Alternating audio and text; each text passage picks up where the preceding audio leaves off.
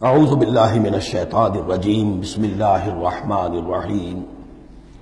اب یہاں حضور سے خطاب اور حضور کی وساطت سے تمام مسلمانوں سے فاصبر ان وعد اللہ حق، تو اے نبی آپ صبر کیجئے، اللہ کا وعدہ حق ہے، پورا ہوگا، دین غالب ہوگا، آپ کامیاب ہوں گے۔ ما انزلنا علیک القرآن لتشقی، ہم نے یہ قرآن اس لیے تو آپ پر نازل نہیں کیا کہ آپ ناکام و نامراد ہوں، معاذ اللہ۔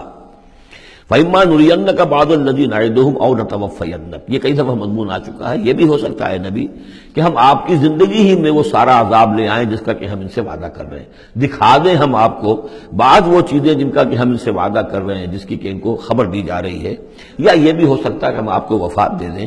فَإِلَيْنَا يُرْجَعُونَ، پھر انہیں ہماری طرف لوٹ کر آنا ہے، جائیں گے کہاں یہ؟ یعنی جلدی تو اسے ہوتی ہے جسے یہ اندیشہ ہو کہ کوئی قابو سے نکل جائے گا، نکل کے بھاگ جائے گا، پھر پکڑنا مشکل ہو جائے گا، یہ جائیں گے کہاں؟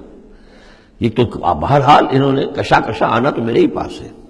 وَلَقَدْ أَرْسَلْنَا رُسُلًا مِّن قَبْلِكَ مِنْهُمْ مَنْ قَصَصْنَا عَلَيْكَ وَمِنْهُمْ مَنْ لَمْ نَقْصُصْ عَلَيْكَ، اور ہم نے بہت سے رسول بھیجے آپ سے پہلے بھی، ان میں سے وہ بھی ہیں جن کا کہ ہم نے ذکر کیا ہے، بیان کیا ہے آپ پر، اور وہ بھی ہیں کہ جن کا ہم نے آپ پر ذکر نہیں کیا۔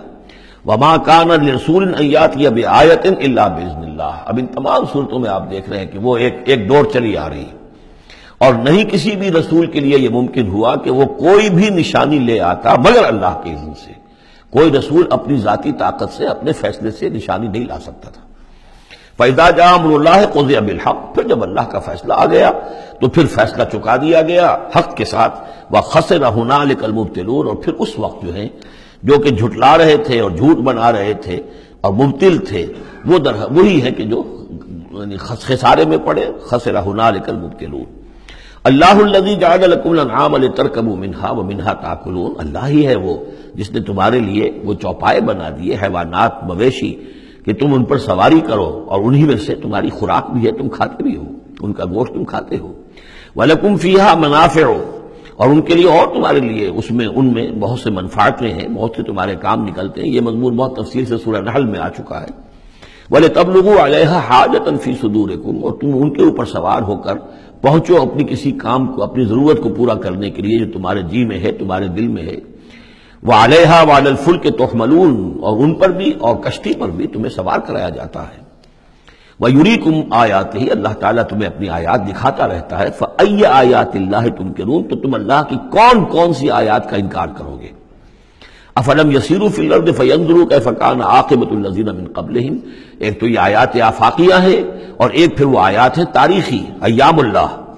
تو یا افلم، تو کیا یہ زمین میں گھومے پھرے نہیں ہے کہ یہ غور کرتے کہ کیسا انجام ہوا ان کا جو ان سے پہلے تھے؟ کانوا اکثر منہم، وہ ان سے کہیں زیادہ تھے تعداد میں، واشد قوۃ، اور زیادہ شدید تھے طاقت میں، وآثارا فی الارض، اور انہوں نے جو نشانات چھوڑے ہیں اپنے بعد آثار قدیمہ، وہ ان سے کہیں بڑھ کر ہیں۔ فما اغنی عنہم ما کانوا یکسبون، تو بچا نہ سکی اللہ کے عذاب سے انہیں وہ چیزیں کہ جو وہ کمائی کرتے رہے تھے۔